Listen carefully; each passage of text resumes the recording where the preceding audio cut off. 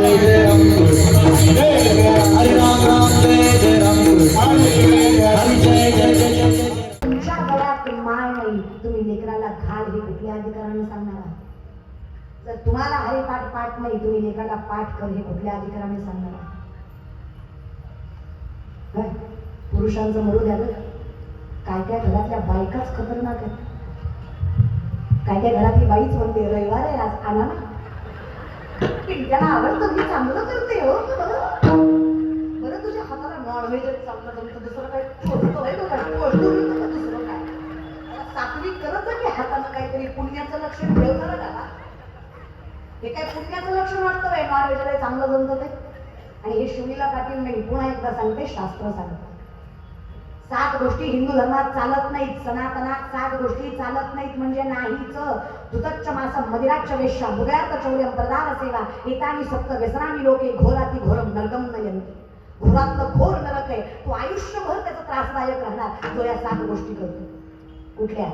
पहिला मांसाहार, दुसरं मदिरा, तिसरं चोरी, चौथं जुगार, 5वं शिकार, 6वं परस्त्री गमन, 7वं वेश्यागमन. या एकाही अन्य गोष्टीत जो माणूस आहे त्याला आयुष्यभर त्रास आहे. पुन्हा ओरडायचं नाही देवानं वाटोळं केलं. या 7 गोष्टी हिंदू धर्मात चालत नाहीत. नकारात्मक आहे, निषेध कर्मात मोडतात. या 5 कर्माचे प्रकार: नैमित्तिक कर्म, नित्य कर्म, प्रायश्चित कर्म, निषेध कर्म आणि काम्य कर्म. निषेध कर्म जे करायचे नाहीत आणि ते करायचेच नाही, नाहीच करायचे. काय जातं या 5-7 गोष्टी नाही केल्या तर? पण तसं कसं ह्याच कराव्याशा वाटतात, हेच पाप आहे. बाकी सगळं सोडून हेच करावं असं वाटतं, हेच ते पाप आहे. नको, माझ्यासाठी आनंद विठ्ठल.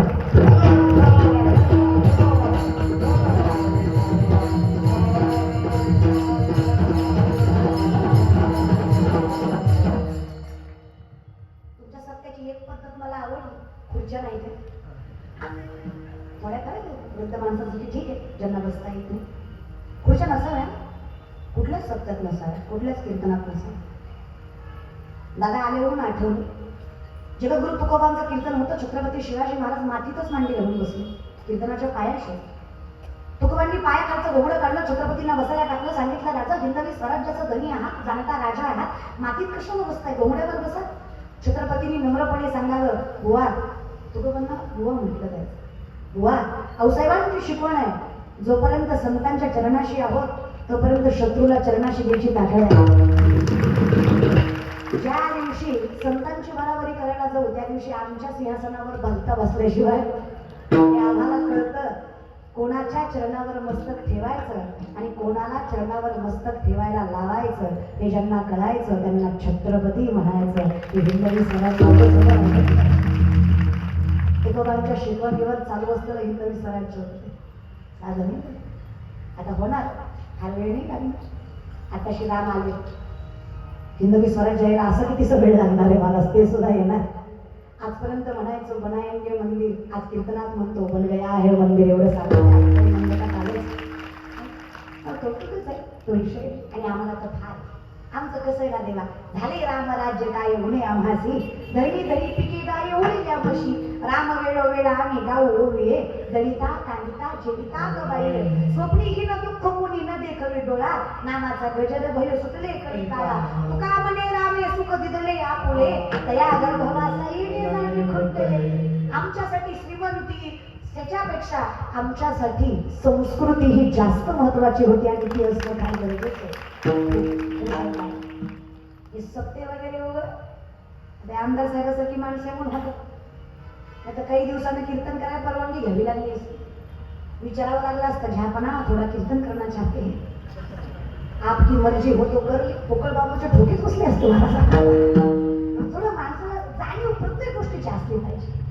मी ना कीर्तनाच्या व्यासपीठावर कौतुकानं सांगेन, प्रत्येक गोष्टीची जाणीव असणं. आज मी मुलगी आहे तरी नजरवर करून समाजात बोलते, त्याचं कारण जर छत्रपती शिवाजी महाराजांनी त्यांचा गुणगौरव केलाच पाहिजे. ते कर्तव्य धर्माची जाण असावी, कारण आपण अशा धर्मात जन्माला आलोय. दगडालाही देव करायची ताकद ज्या अवलाद येते त्याला हिंदू म्हणावं अशा सामर्थ्यवंत धर्मात जन्माला माणसं. प्रत्येक संतांनी कौतुकाने सांगितलं ना, भले तरी देव कासेची लंगोटी पण नाठाळांच्या माती हन भरवट. मऊ मेला हुनी आम्ही विष्णुदास कठीण वज्रास भेदू व्हायचे. आमच्याशी प्रेमाने वागलात ना बाबांनो, आमचं धोतर सोडून तुमची लाज राखू, पण आमच्या नादी लागलात ना झेंडाखाली दांडावर करून धोत्राची ताकद दाखवू. येडे समजू नका. अनाशोपेटेड समजतात. गंध लावणारा अनाशोपेटेड असतो का? विश्वातले सगळ्यात मोठे शास्त्रज्ञ आणि सायंटिस्ट ज्ञानोबरायच आहे. अनुष्केटेड आहेत का? 90% सायन्स इज ज्ञानेश्वरी, 90% विज्ञान म्हणजे ज्ञानेश्वरी आहे. या बल्बचा शोध 1879 ते 80च्या काळामध्ये एडिसन नावाच्या पाश्चिमात्य सायंटिस्टने लावला. वेस्टर्न कल्चर स्वीकारलं तुम्ही? कधी कळलं का तुम्हाला? या एडिसनच्या अगोदर 750 वर्षापूर्वीचा काळ आहे. 16 वर्षाचे ज्ञानोबराय ज्ञानेश्वरीमध्ये सांगतात, उदकाचे आवेशे प्रगटले तेज लखलखीत दिसे, तर या बिजू माझी असे सलील काही. उदक म्हणजे पाणी, आवेश म्हणजे प्रेशर, पाण्याच्या दबावानं वीज निर्मिती होणार. हे 16 वर्षाच्या ज्ञानोबरायांनी 750 वर्षापूर्वी ज्ञानेश्वरीमध्ये सांगितलं होतं. हे विज्ञान सगळ्यात पहिल्यांदा माऊलींनीच प्रगट केलं होतं. साचोचेनी सांगत आहे, खंडी जपे पाणी राज हंसे, तुझं ज्ञान विज्ञान कैसे वाटून देव. आम्ही तुम्हाला सांगू खरं काय खोटं काय, पण हे जग कसं आहे ना, की तर 4 माणसं एकच खोटं बोलली की खोटं सुद्धा खरं होतं. हे चाणक्यांनी 5000 वर्षापूर्वी चाणक्यांनी ती पुस्तकात ही नीती सांगितली. हेही थास आहे. 4 माणसं एकच खोटं बोलली की खोटं सुद्धा खरं होतं. चुकून 5वा खरं बोलला तर 4 मिळून त्याला खोटं ठरेल. नाही तर तुम्हीच मला सांगा, कुठल्या ग्रंथात लिहिलं होतं दिवाळीत मोती साबण वापरायचं? ते ग्रंथच सांगा मला एका दादाला ज्यात लिहिलं नाही दिवाळीला मोती लावला नरकात जाशील. तरी 99% महाराष्ट्र दिवाळीला साबण कुठला म्हणतो? त्याचा ऍडव्हर्टाइजमेंट 2 महिने आधीपासून जाहिरात असते, उठा उठा दिवाळी आली, मोती स्नानाची वेळ झाली. दिवाळी आता दुसरं काही नाही. मला ह्या शोकांतिकेचं टेन्शन येतं कधी कधी. किती लोक असत रे. अरे विचारा, नामदेव महाराज सांगतील तुम्हाला, विठोबाचे राज्य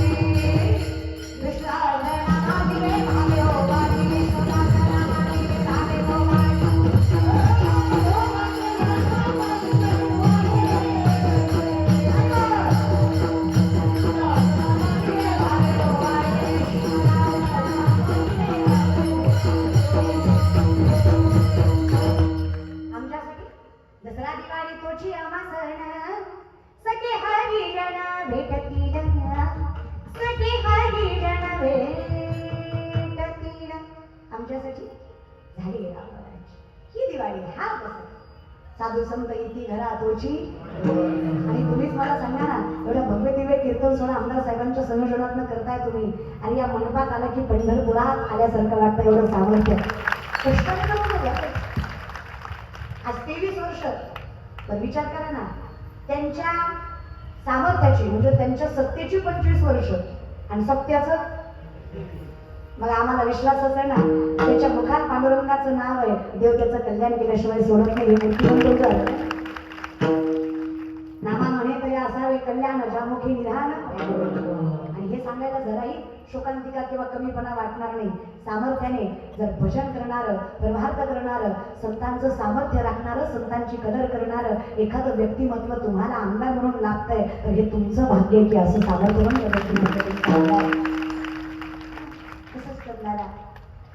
ही जी गाडी आहे ना महाराष्ट्राची, याला 2 चाकं असावी, एक लोकशाही आणि एक अध्यात्म. गाडी व्यवस्थित चालणार आणि या दोन्हीत अहंकार नसावा. तो मात्र मग टाळतो. तो टाळला तर ठीक आहे, नाही तर देवा हे काही मन समाधानी होणार नाही. मग आम्हाला हे समाधानी करण्यासाठी षडविकार मारावेच लागतात. आम्हाला हे समाधानी करण्यासाठी तुझ्या दारी यावंच लागतं. एकदा तुझ्या दारी आलो मन समाधानी झालं. तू किती केलंस? अनाथाचा नाथ एकनाथ आहे का पण जनार्दन आहेत मला सगळं अर्थ दे देवा. तू खूप करतोय. मग काय, तुकोबांची दुसरी पत्नी जिजाबाई लक्षात आहे? लक्षात आहे का? तुकोबांची दुसरी पत्नी जिजाबाई, टोपणला मावली त्यांचं. इतकं करावं देवाने, काहीच केलं नाही, फक्त प्रपंच सांभाळला. एके दिवशी असंच तुकोबांना भाकरी द्यायला चालल्या होत्या. तुकोबाला भाकरी दिल्याशिवाय भाकरी खात नव्हते. 4-4 दिवस तुकोबा सापडत नव्हते तरी आधी भाकरी तुकोबाला आणि मग स्वतःला. असं असल्यावर काय कमी देवा. तो काय म्हणे पतिव्रता आधीची बाईनं सामर्थ्य पण असलं घराला काय लागतं दादा. असंच तुकोबांना भाकरी धरताना पायात काटा मोडला त्यांच्या. थोडेफार शेतकरी आहात का तुम्ही? थोडेफार शेतकरी आहात तुम्ही? असं कौतुकानं सांगा. तुम्ही प्राऊड फार्मर शेतकरी आहात, कौतुकाने सांगा. कसं आहे ना, आयुष्याचा जुगार घेऊन मातीमधनं सोनं पिकवायची ताकद ज्याच्या मनगटात आहे, ज्याच्या घरात कधीच तळतळाटाचा पैसा येत नाही, त्याला शेतकऱ्याच्या अवलाद म्हणायचं. ते बोलू द्या, शेतकऱ्यांना मोठं व्हावं. तुम्ही मला सांगा, आर्मीत भरती होणारी पोरं शेतकऱ्याची का जागीरदाराची? शेतकऱ्याची. वारकरी संप्रदायात स्वतःचं तारुण्य पणाला लावणारी पोरं शेतकऱ्याची की जागीरदाराची? शेतकऱ्याची. वृद्धाश्रमात मायबाप जागीरदाराचे. ते कुत्र्याचं नाक पुसतं, बापाचं नको वाटतं त्याला. अनहायजेनिक